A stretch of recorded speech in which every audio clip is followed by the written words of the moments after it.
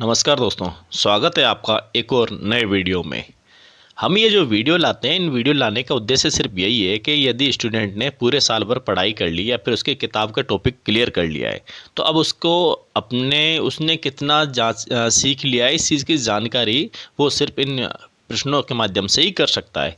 इसीलिए हम प्रश्नों की श्रृंखला लेके आते हैं। इतने सारे प्रश्न आपको किसी गाइड में नहीं मिलेंगे और आप भी जब बनाने बैठोगे तो आपको काफ़ी टाइम लगेगा। ठीक है, तो आपका समय बचे और ज़्यादा से कम समय में आप ज़्यादा से ज़्यादा रिवीजन कर सकें, इसलिए हम इनको ऑब्जेक्टिव प्रश्नों को लेके आते हैं। और इसमें ऑब्जेक्टिव नहीं देने का कारण सिर्फ एक ही है कि ऑब्जेक्टिव से स्टूडेंट रटना सीखता है, जबकि यदि वन लाइनर क्वेश्चन वो सीखता है तो उससे रटने की प्रवृत्ति खत्म होती है और डायरेक्ट उससे आंसर याद होता है और फिर कन्फ्यूजन होने की कोई संभावना नहीं होती है। तो बिना देरी के हम शुरुआत करते हैं आज के नए टॉपिक के साथ में। और आज का टॉपिक का नाम है मोहम्मद गोरी से संबंधित कुछ महत्वपूर्ण प्रश्न जो परीक्षा में पूछे गए थे और पूछे जाते हैं, और इनके अलावा आपको परीक्षा में कोई भी प्रश्न बाहर से देखने को नहीं मिलेगा। ठीक है, तो आज हम प्रश्नों की शुरुआत करते हैं। तो अपना पहला ही प्रश्न आज है, मोहम्मद गोरी किस वंश से संबंधित था? तो मोहम्मद गोरी, देखिए, मोहम्मद गोरी गौर प्रदेश का रहने वाला था। मोहम्मद गोरी गौर प्रदेश का रहने वाला था और वो संसबानी वंश से संबंधित था। यदि आपसे पूछ ली जाए किस जाति का था, तो ये किस जाति का था? तुर्क जाति का था। तो जाति कौन सी उसकी? तुर्क है। लेकिन वंश पूछा जाए तो वंश इसका कौन सा होगा? संसबानी वंश होगा। अगला प्रश्न, मोहम्मद गोरी द्वारा भारत विजय का प्रमाणिक स्रोत किस पुस्तक को माना जाता है? आप सभी को पता है कि मोहम्मद गोरी ने भारत पर आक्रमण किए थे। ठीक है, लेकिन इसके बारे में जो जानकारी है, इसके बारे में जो जानकारी का स्रोत है, वो कौन सी पुस्तक है? तो वो है तबकात नासिरी, जो कि मिनाज उस सिराज ने लिखी थी। तो मोहम्मद गोरी ने जब भारत पर आक्रमण किया तो इन सब के बारे में जो जानकारी का जो मेन स्रोत है वो किसको माना जाता है? तबकात नासिरी को। अगला प्रश्न है हमारा, तबकात नासिरी नामक पुस्तक की रचना किसने की थी? तो तबकात नासिरी नामक पुस्तक की रचना मिनाज उस सिराज ने की थी। मोहम्मद गोरी का मूल नाम क्या था? देखिए, मोहम्मद गोरी और उसका एक भाई था। ये दोनों भाई काफ़ी अच्छे मित्र भी थे और एक का नाम गियासुद्दीन था और मोहम्मद गोरी का नाम सिहाबुद्दीन था। तो ये प्रश्न काफ़ी बार परीक्षा में पूछा हुआ है कि मोहम्मद गोरी का जो मूल नाम है वो क्या था? तो मोहम्मद गोरी का मूल नाम सिहाबुद्दीन था। ये आपको याद रखना है। अगला प्रश्न है, मोहम्मद गोरी की पहली विजय कौन सा क्षेत्र था? यानी मोहम्मद गोरी ने अपने जीवन की पहली लड़ाई कौन सी लड़ी थी जिसमें उसे विजय हासिल होती है? तो मोहम्मद गोरी ने सन 1173 ईस्वी में गजनी पर अधिकार कर लिया था। ध्यान दीजिए, गजनी जो क्षेत्र है महमूद गजनवी का क्षेत्र था, लेकिन 1030 में जब महमूद गजनवी की मृत्यु हो जाती है, उसके बाद में उसके जो वंशज थे वो इतने प्रभावशाली नहीं थे कि अपने यामिनी वंश की वो रक्षा कर सकें और आगे यामिनी वंश का विस्तार कर सकें। लेकिन उसी दौरान सन 1160 के आसपास में गौर प्रदेश के कुछ महत्वपूर्ण सरदार हुए थे, शासक नहीं हुए थे, महत्वपूर्ण सरदार हुए थे। उन्होंने उन क्षेत्रों में विद्रोह किया और यामिनी वंश के जो ये महमूद गजनवी के जो वंशज थे उनको मार भगाया वहाँ से और फिर उस गजनी क्षेत्र और गौर प्रदेश पर अपना अधिकार स्थापित कर लिया था। पहले जब महमूद गजनवी जब शासक हुआ करता था तो उसके समय गौर प्रदेश उसके अंडर में आया करता था, यानी कि उसी के अधीन था। लेकिन अलाउद्दीन नाम का एक व्यक्ति हुआ जिसने गजनी के जितने भी शासक हुए थे, जैसे महमूद गजनवी वगैरह, उसका पुत्र महमूद भी था, इन सभी की हड्डियों को उसने ज़मीन में से बाहर निकलवाई और उनको जला दिया, आग में उनको जला दिया। इसी कारण से अलाउद्दीन को जहाँसोज कहा जाता है, जहाँसोज। ठीक है, इसे वर्ल्ड बर्नर के नाम से भी जाना जाता है। तो उसी के पक्ष में इसका भाई था, किसका? अलाउद्दीन का भाई था चचेरा भाई। दो उसके चचेरे भाई थे, एक गियासुद्दीन था और एक सिहाबुद्दीन था। तो गियासुद्दीन सिहाबुद्दीन का बड़ा भाई था, यानी कि मोहम्मद गोरी का मूल नाम सिहाबुद्दीन था और इसका बड़ा भाई कौन था? गियासुद्दीन था। तो दोनों भाइयों ने अलग अलग क्षेत्रों में अपने राज्य की स्थापना करने का उद्देश्य रखा था। तो गौर प्रदेश को 1163 ईस्वी में गियासुद्दीन ने जीत लिया था, लेकिन मोहम्मद गोरी ने गजनी को 1173 ईस्वी में जीता था। ये आपको ध्यान रखना है। उन प्रश्नों को इसलिए इंक्लूड नहीं किया है क्योंकि वो हमारे सिलेबस से थोड़े बाहर जाते हैं। तो 1173 में इसने पहली विजय हासिल की थी। वो गजनी क्षेत्र को अपने अंडर में बना लिया, वो गजनी को इसने राजधानी बनाया था। ठीक है, तो मोहम्मद गोरी की जो पहली राजधानी थी वो कौन सी थी? गजनी थी, जिसको उसने 1173 ईस्वी में जीती थी। अगला प्रश्न है, मोहम्मद गोरी मुइजुद्दीन की उपाधि कब धारण करता है? तो देखो, खुरासान विजय की थी। मोहम्मद गोरी ने कौन सी विजय किए? खुरासान विजय किए। और उसी दौरान इसका जो भाई था गियासुद्दीन, उसकी मृत्यु हो जाती है। जब तक इसका भाई जीवित था तब तक ये उस स्वयं को उसके अधीन मानता था और कभी भी इसने राज मुकुट धारण नहीं किया था। लेकिन इसके भाई की मृत्यु हो जाने के बाद में और खुरासान विजय पाने के पश्चात इसने मुइजुद्दीन की उपाधि लेता है और वहाँ ये अपने आप के नाम से खुतबा पढ़वाता है। अगला प्रश्न, मोहम्मद गोरी किस मार्ग से भारत आया था? यानी भारत पर आक्रमण किया था। यदि आपने पहला दूसरा वीडियो देखा है तो उसमें हमने तीनों की कंपैरिजन करके आपको समझाया था कि कौन सा जो आक्रांता या आक्रमणकारी किस किस मार्ग से आते हैं। तो सबसे पहले हमने आपको बताया था कि जो सिंध पर आक्रमण हुआ था अरबों का, तो उसमें मोहम्मद बिन कासिम जो था वो किस मार्ग से आया था? मकरान मार्ग से आया था। उसके बाद जब पहला तुर्क आक्रमण हुआ था जो महमूद गजनवी के नेतृत्व में हुआ था, तो वो महमूद गजनवी किस मार्ग से आया था? खैबर दर्रा से। लेकिन जब मोहम्मद गोरी आक्रमण करता है तो वो किस दर्रे से करता है? गोमल दर्रे से।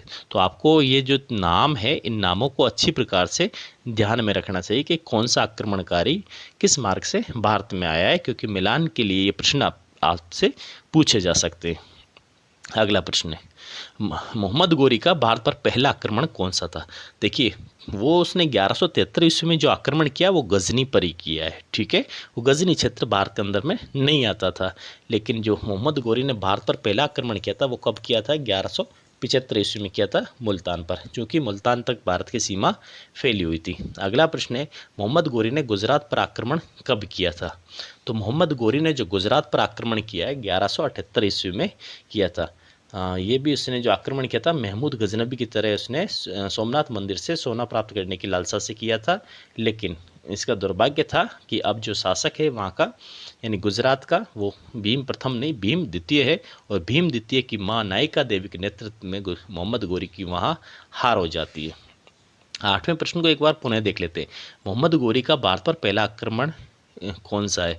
तो ये मोहम्मद गोरी ने जो पहला आक्रमण किया है ना, वो कब किया है? मुल्तान पर किया है 1175 ईस्वी में। आपको इनकी भी एक कंपैरिजन समझाई थी, यदि आपको याद है तो। हमने बताया था मोहम्मद बिन कासिम और महमूद गजनवी और मोहम्मद गोरी तीनों ने मुल्तान पर आक्रमण किया था। लेकिन जो मोहम्मद बिन कासिम था, जो अरब व्यक्ति था, उसने अपना अंतिम आक्रमण मुल्तान पर किया था। जबकि महमूद गजनवी ने 1004 ईस्वी में अपना दूसरा आक्रमण किया था और मोहम्मद गोरी का जो पहला ही आक्रमण है वो मुल्तान पर हुआ। तो मुल्तान जो क्षेत्र है वो तीनों के लिए क्या है? कॉमन है, उभयनिष्ठ है, ये मान के चलिए आप। अगला प्रश्न, मोहम्मद गोरी ने गुजरात पर आक्रमण कब किया? 1178 ईस्वी में किया, अभी आपको बताया है। और इस समय जो शासक है मूलराज या भीम द्वितीय हुआ करता और माँ नायिका देवी के नेतृत्व में उसने उसको हरा दिया था। ठीक है, और यहाँ गुजरात में ही मोहम्मद गोरी की पहली पराजय होती है। और आपसे यदि परीक्षा में प्रश्न पूछा जाता है कि मोहम्मद गोरी की भारत में पहली पराजय कौन सी थी, तो गुजरात आक्रमण के दौरान उसकी पहली पराजय होती है।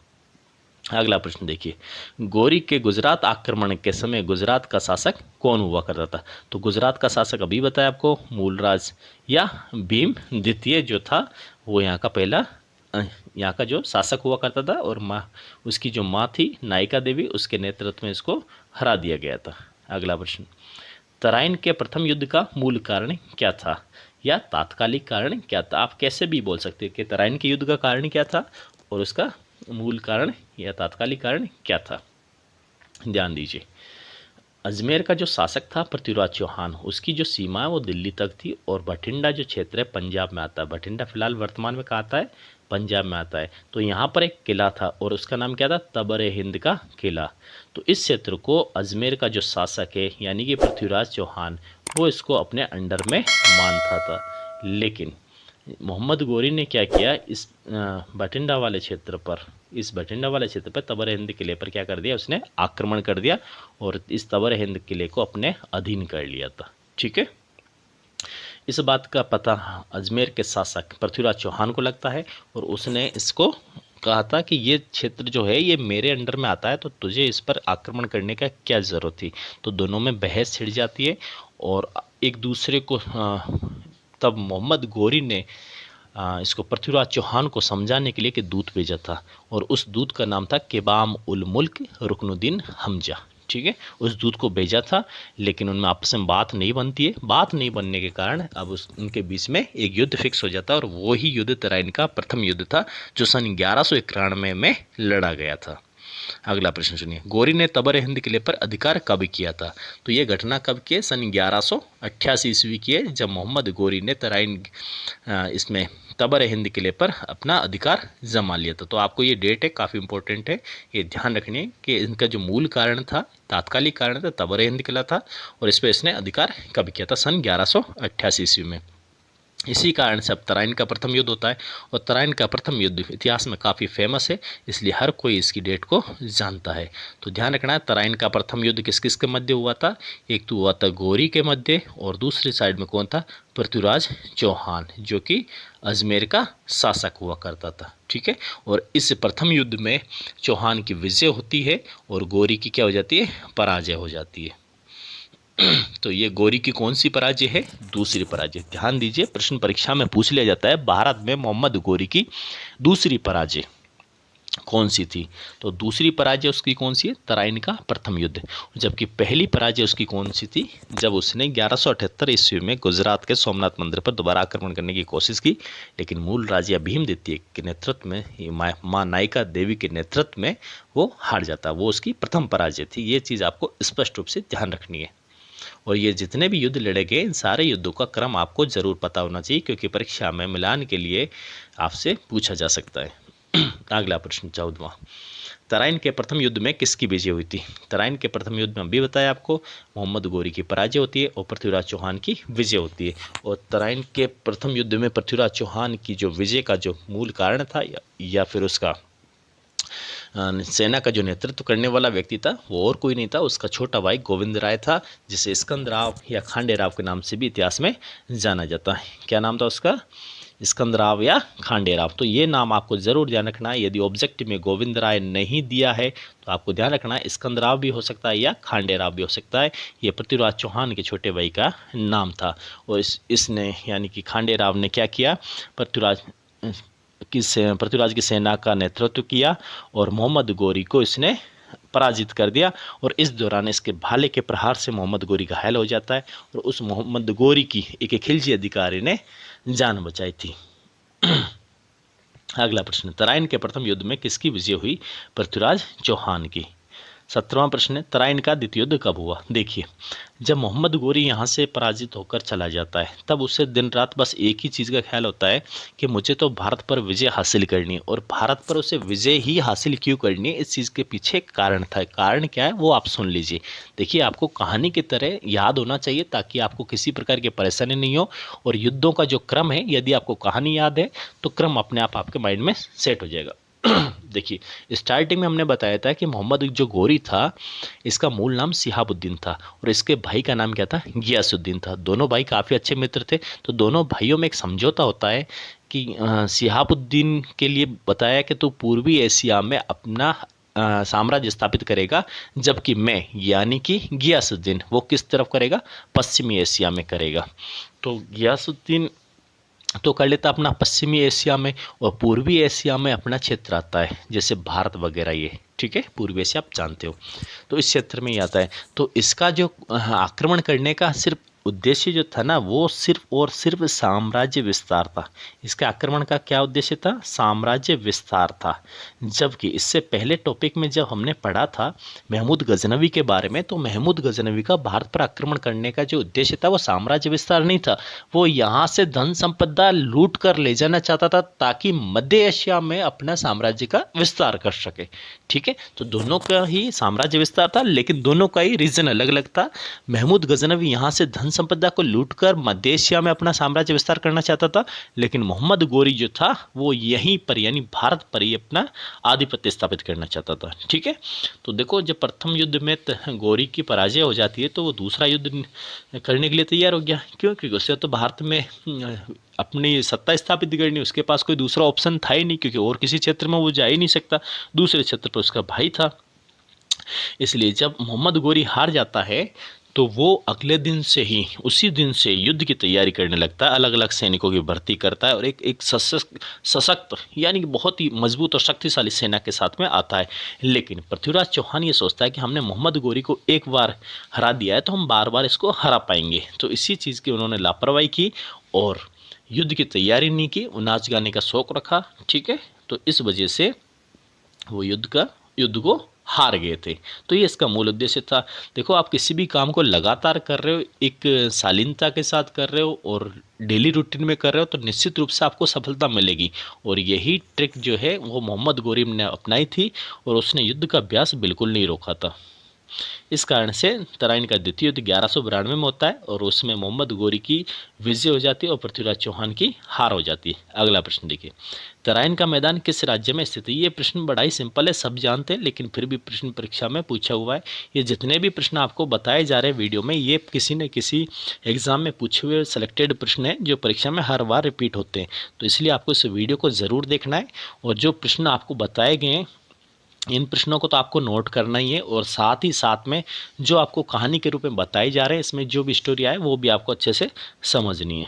अगला प्रश्न देखिए, तराइन के द्वितीय युद्ध में किसकी विजय होती है? तो तराइन के द्वितीय युद्ध में मोहम्मद गोरी की विजय हो जाती है और पृथ्वीराज चौहान की हार हो जाती है। और इसी तराइन के दूसरे युद्ध में जो पृथ्वीराज चौहान का भाई था, जिसको अभी नाम बताया था खांडे राव या स्कंद राय या गोविंद राय, इसकी मृत्यु हो जाती है। ठीक है, अगला प्रश्न, चंदावर का युद्ध कब हुआ? देखिए 1192 के बाद में चंदावर का युद्ध होता है और चंदावर के युद्ध की डेट आपके सामने लिखी हुई है 1194 ईस्वी में। और ये किसके मध्य हुआ था? ये हुआ था कन्नौज का जो शासक था जयचंद और मोहम्मद गोरी के बीच में। ध्यान दीजिए, मोहम्मद गोरी ने जब 1192 में आक्रमण किया था तो जयचंद ने पृथ्वीराज चौहान की सहायता नहीं की थी। तो इसके बारे में आप कहानी जानते हैं, इसकी पुत्री संयोगिता का अपहरण किया था पृथ्वीराज चौहान ने। इस कारण से इनमें आपस में कभी नहीं बनती थी और जयचंद जो है पृथ्वीराज चौहान से ईर्ष्या करता था, क्योंकि पृथ्वीराज चौहान एक बड़ा नाम हुआ करता था अपने हिंदुस्तान में। जबकि उसकी जो बेटी थी संयोगिता वो इस पृथ्वीराज चौहान से प्रेम करती थी, तो पृथ्वीराज चौहान उसका अपहरण करके लेके आता है। ठीक है, इस कारण से जयचंद और पृथ्वीराज चौहान के बीच में शत्रुता हो गई थी। तो जब तराइन के द्वितीय युद्ध में मोहम्मद गोरी जब आक्रमण करता है तो उस समय इसने जयचंद ने उसका सहयोग नहीं किया था। उसके 2 वर्ष बाद ही चंदावर का युद्ध होता है जो कि 1194 में होता है और इसमें मोहम्मद गोरी ने कन्नौज के शासक यानी जयचंद को हरा दिया था। ठीक है, और यदि आपसे पूछ लिया जाए कि जयचंद जो है वो किस वंश से संबंधित है तो ये प्रश्न काफ़ी इंपॉर्टेंट है। जयचंद किस वंश से संबंधित था? गहड़वाल वंश से। किस वंश से संबंधित था? गहड़वाल वंश से। आपको इस चीज़ को ज़रूर नोट करना है क्योंकि ये प्रश्न आपको ज़रूर पता होगा, परीक्षा में पूछा हुआ है कि जो कन्नौज का शासक है जयचंद वो किस वंश से संबंधित था, तो गहड़वाल वंश से। ये भी प्रश्न आपको आरपीएससी में मिल जाएगा कि आरपीएससी ने इसको पूछा है काफ़ी दफ़े। अगला प्रश्न देखिए, मोहम्मद गोरी का भारत पर अंतिम आक्रमण किसके विरुद्ध था? तो मोहम्मद गोरी ने जो भारत पर अंतिम अपना आक्रमण किया था ना, वो कहाँ किया था? पंजाब के खोखरों के विरुद्ध किया था। कब किया था? सन 1206 में। ये चीज़ आपको ज़रूर ध्यान रखनी है कि उसका पहला आक्रमण कहाँ हुआ था और उसका अंतिम आक्रमण कहाँ हुआ था और उसके जो महत्वपूर्ण आक्रमण है और प्लस इसके साथ में इसके आक्रमणों के क्रम आपको ज़रूर पता होना चाहिए। तो उसका जो अंतिम आक्रमण हुआ कहाँ है? पंजाब के खोखरों के विरुद्ध हुआ था। ठीक है, पंजाब के खोखरों के विरुद्ध कारण क्या है उसका सीधा सा कारण ये कि पंजाब में खोखरों ने क्या कर दिया था? विद्रोह कर दिया था। जबकि जो पंजाब का क्षेत्र है वो किसने जीत रखा था? मोहम्मद गोरी ने जीत रखा था और मोहम्मद गोरी ने अपने ही व्यक्ति को यहाँ पर शासन संचालन के लिए नियुक्त कर रखा था। जब उसने विद्रोह कर दिया था खोखरों ने, खोखर जनजाति होती है, ठीक है, तो जब विद्रोह को दबाने के लिए मोहम्मद गोरी 1206 में आता है और यहाँ इनके खोखरों को बड़ी ही मात्रा में, बड़ी संख्या में कत्लेआम करता है। अगला प्रश्न देखिए 23वां प्रश्न, मोहम्मद गोरी की मृत्यु कब होती है? देखिए 15 मार्च 1206 की घटना है। कब की घटना है? 15 मार्च 1206 की। तो सिंधु नदी के किनारे, कहाँ पर है? सिंधु नदी के तट पर एक स्थान पड़ता है जिसका नाम है दमियक। स्थान का नाम क्या है? दमियक। यह आपको नाम जरूर ध्यान रखना है। ये सिंधु नदी के किनारे दमियक नाम का स्थान है। यहाँ पर 15 मार्च 1206 की शाम के समय वो नमाज पढ़ रहा था और नमाज पढ़ते समय उसकी गर्दन काट दी गई थी। ठीक है। और काफ़ी इतिहासकार हैं जो इसका जो श्रेय है वो किसको देते? खोखर जनजाति को देते। क्यों देते? क्योंकि उसने खोखरों का काफ़ी कत्लेआम किया था। अगला प्रश्न, अंधखंड का युद्ध कब व किसके मध्य हुआ? देखिए ये बड़ा इंपॉर्टेंट युद्ध है अंधखंड का युद्ध। ठीक है। क्योंकि ये अंधखंड का युद्ध जो है ये सन 1205 में लड़ा गया था। आपको कहानी समझनी, सन 1205 में लड़ा गया था। और इस युद्ध में जो युद्ध करने वाला व्यक्ति था वो कौन था? ये देखिए आप, अंधखंड का युद्ध मोहम्मद गोरी और ईरान के शासक ख्वारिज्म के मध्य हुआ था सन 1205 में। और जिसमें गोरी की क्या हुई? पराजय हो गई थी और मरते मरते बचा था। बात समझ में आ गई आपको? अंधखंड का युद्ध 1205 में होता है और किस में होता है? ईरान के शासक जिसका क्या नाम था? ख्वारिज्म शाह और इसका मोहम्मद गोरी के बीच में होता है। और इस युद्ध में मोहम्मद गोरी की बहुत बुरी तरह से पराजय होती है और वो मरते मरते बचा था। और उसी समय 1206 में, ठीक है, उसी समय 1206 में खोखर जनजाति ने पंजाब पर विद्रोह कर दिया था। तो उसको गुस्सा तो पहले से ही काफ़ी था कि वो अभी हार के आया है। तो उसने यहाँ आने के बाद में क्या हुआ? कत्लेआम मचाया था। ठीक है। अगला प्रश्न देखिए, मोहम्मद गोरी की भारत में पहली पराजय कौन सी थी? देखो हम पहले ही आपसे चर्चा कर रहे थे कि ये प्रश्न काफ़ी बार पूछे हैं। पहली पराजय कौन सी थी? पहली विजय कौन सी थी? किस मार्ग से आक्रमण किया था? कब किया था? उसका महत्वपूर्ण युद्ध कौन सा था? इन चीज़ों के बारे में प्रश्न पूछ लिए जाते हैं। तो उसकी मोहम्मद गोरी की जो पहली पराजय वो तराइन का युद्ध नहीं है। कौन सी पराजय? उसकी पहली 1178 ईस्वी में। ठीक है, जब उसने गुजरात के सोमनाथ मंदिर पर आक्रमण करने की कोशिश की थी। कब की बात है? 1178 ईस्वी में। ठीक है। और पहला आक्रमण पूछा जाए तो आपको बताया था 1175 में मुल्तान पे किया था। ठीक है। और मुल्तान के बारे में तुलना भी आपको समझा दी है। अगला प्रश्न देखिए, मोहम्मद गोरी की भारत में दूसरी पराजय कौन सी? मोहम्मद गोरी की भारत में दूसरी पराजय कौन सी है? ये गलती से 1192 लिख गया है। ये तराइन का प्रथम युद्ध है जो कि 1191 ईस्वी में लड़ा गया था। ठीक है। तराइन का प्रथम युद्ध कब लड़ा गया? 1191 में लिखा है। ये 1192 गलती से टाइप हो गया है। ठीक है। हाँ जी। तो पहली पराजय उसकी कौन सी है? 1178 ईस्वी में। और दूसरी पराजय क्या कब है उसकी? 1191 ईस्वी में। ठीक है। अगला प्रश्न देखिए 27वां, मोहम्मद गोरी को कहाँ दफनाया गया था? देखिए अभी आपको बताया था कि 15 मार्च, ठीक है, 15 मार्च से 1206 को जब वो नमाज पढ़ रहा था, शाम के वक्त जब वो नमाज पढ़ रहा था तो उसकी गर्दन काट दी गई थी। ठीक है। और उसके बाद में उसे दफनाया कहाँ गया था? गजनी उसकी लाश को भेज दिया गया था और वहीं उसको दफनाया गया था। अगला प्रश्न देखिए, मोहम्मद गोरी ने भारतीय क्षेत्रों की देखभाल के लिए किसे नियुक्त किया? देखिए मोहम्मद गोरी ने 1191 में आक्रमण किया, यानी तराइन का प्रथम युद्ध हुआ है। 1192 में तराइन का दूसरा युद्ध होता है। उसके बाद 1194 में चंदावर का युद्ध होता है। वो 1194 से फिर वो वापस चला जाता है और पुणे कब आता है? 1206 में आता है डायरेक्ट। ध्यान दीजिए इस दौरान वो बिल्कुल भी भारत में नहीं आता है और यहाँ के 6 वर्ष इधर 6 वर्ष इधर, यानी 12 वर्ष के लिए वो किसे नियुक्त कर देता है? कुतुबुद्दीन ऐबक को नियुक्त करता है। किसे नियुक्त करता है? कुतुबुद्दीन ऐबक को। ठीक है। तो क्योंकि उसने जो जितने भी क्षेत्र जीते हैं उनकी वो क्या करेगा? देखभाल करेगा और इसका राज्य का संचालन करेगा। और कुतुबुद्दीन ऐबक ने जो अपनी राजधानी बनाई थी वो किससे बनाई थी? लाहौर को बनाया था। और कुतुबुद्दीन ऐबक के बारे में हम नेक्स्ट वीडियो में पढ़ेंगे जब सल्तनत काल स्टार्ट होता है और उसमें कुतुबुद्दीन ऐबक के बारे में हम पढ़ेंगे। अगला प्रश्न देखिए, सर्वप्रथम किस मुस्लिम शासक के सिक्कों पर देवी लक्ष्मी एवं नंदी की आकृति वाले सिक्के चलाए थे? देखिए मोहम्मद गोरी ने ही ऐसे सिक्के चलाए थे जिसमें देवी लक्ष्मी एवं नंदी की आकृति हुआ करती थी। और इसका चलाने का उसका मेन कारण था ताकि वो हिंदुओं को नाराज नहीं करे और यहाँ पर उसके जो लगाए हुए नुमाइंदे हैं वो आसानी से शासन कर सके। बस इसी वजह से उसने देवी लक्ष्मी एवं नंदी की आकृति वाले सिक्के चलाए थे। आप ये नहीं सोचना है कि उसे इसमें काफ़ी इंटरेस्ट था भगवान में, ऐसा कुछ नहीं है, ठीक है। यहाँ की हिंदुस्तान की पब्लिक है वो क्या है कि उसका विद्रोह नहीं करे, इस वजह से उसने लोगों की भावनाओं को ठेस नहीं पहुँचाने के कारण जो सिक्के चलाए थे उनमें देवी लक्ष्मी और नंदी की आकृति हुआ करती थी। अगला प्रश्न देखिए, किस इतिहासकार के अनुसार पृथ्वीराज चौहान की हत्या तराइन के युद्ध के मैदान में ही कर दी गई थी। देखिए, अब आपको पता तो है इस बारे में कि 1192 का जो तराइन का दूसरा युद्ध होता है, इसमें गोरी तो क्या हो जाता है, जीत जाता है, और जो पृथ्वीराज चौहान है वो क्या हो जाता है, हार जाता है। अब चौहान के हारने के बाद में क्या घटना घटती है, पृथ्वीराज चौहान के हारने के बाद में क्या घटना घटती है, इस बारे में 3 अलग अलग बातें बताई जाती। कितनी? 3 बातें अलग अलग बताई जाती। आपको इन तीनों बातों के बारे में ज़रूर पता होना चाहिए। सबसे पहली बात तो ये है कि जो चंद्रवरदाई है वो जो उसके मित्र थे और उसके दरबारी इतिहासकार हुआ करते थे, किसके? पृथ्वीराज चौहान के।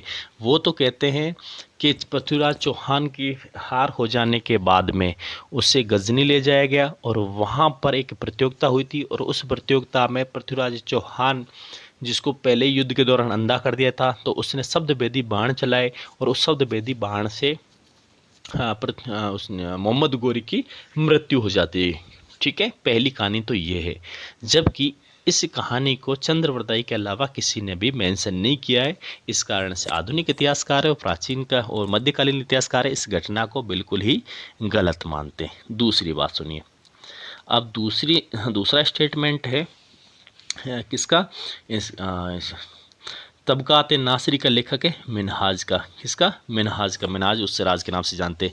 इसने कहा है कि तराइन के दूसरे युद्ध में उसकी मृत्यु, यानी कि उसको मार दिया जाता। पृथ्वीराज चौहान की हत्या है वो तराइन के युद्ध के बाद उसी तराइन के मैदान में ही मार दिया जाता है। तो इस बात को कौन कहता है? मिनहाज कहता है। ठीक है, जबकि एक तीसरा और व्यक्ति है जिसका नाम है हसन निजामी।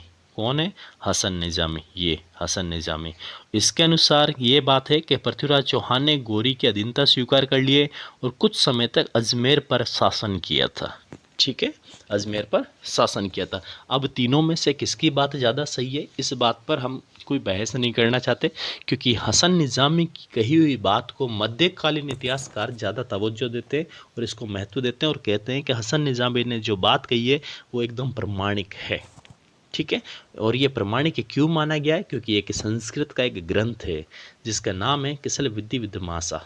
ठीक है, ये एक संस्कृत का ग्रंथ है जिसका नाम है किसल विधि विद्यमासा, और इसके अनुसार इस ग्रंथ में लिखा हुआ है कि पृथ्वीराज चौहान ने गोरी की अधीनता स्वीकार कर ली थी और कुछ समय तक उसने अजमेर पर शासन भी किया था। ठीक है, तो इसके लिए इतिहासकार किसकी बात को सही मानते हैं? हसन निजामी को। 3 कारण आपको बता दिए इसके बारे में स्टेटमेंट देने वाला। एक तो हसन निजामी था, एक मिनहाज उससे सिराज था, ठीक है, और एक कौन था? चंद्रवरदाई था। अगला प्रश्न देखिए, 33वां प्रश्न, गोरी की हत्या कब व कहाँ की गई? अभी आपको बताया था 15 मार्च 1206 को सिंधु नदी के किनारे शाम की नमाज पढ़ते समय दमयक नाम के स्थान पर, स्थान का नाम जरूर ध्यान रखना, यहाँ पर गोरी की हत्या कर दी गई थी। ठीक है, अलग अलग इतिहासकार इसके अलग अलग व्यक्ति को आरोपित करते हैं, लेकिन वास्तविकता ये है कि इसकी हत्या किसने की है? खोखर जनजातियों के लोगों ने की थी, क्योंकि उसने खोखरों को बड़ा कत्लेआम किया था। नेक्स्ट प्रश्न देखिए। हाँ, तो आज 33 प्रश्नों का कलेक्शन था जो काफ़ी इंपॉर्टेंट प्रश्न थे। उम्मीद है आपने इसमें बहुत ही अच्छी प्रकार से कुछ सीखा होगा। इसी प्रकार के हम नई नई वीडियो लाते रहेंगे, तो आपको बस इनको सिर्फ देखना है और अपने मित्रों के साथ में, अपने परिवार दोस्तों के साथ में, जिनको आप आगे बढ़ाना चाहते हैं उनके साथ में से ज़रूर शेयर करें, ताकि उनको भी इस चीज़ का फ़ायदा मिले। और इनके ऑब्जेक्टिव नहीं देने के कारण मैंने आपको वीडियो के स्टार्टिंग में बताया था, ताकि हमें रटने की नहीं, समझने की कुशलता हमारे अंदर उत्पन्न हो। ठीक है, तो आज के वीडियो में इतना काफ़ी है। मिलते हैं किसी नए वीडियो में और नए टॉपिक के साथ में। वीडियो पूरा देखने पर एक लाइक और एक सब्सक्राइब ज़रूर कीजिए। धन्यवाद।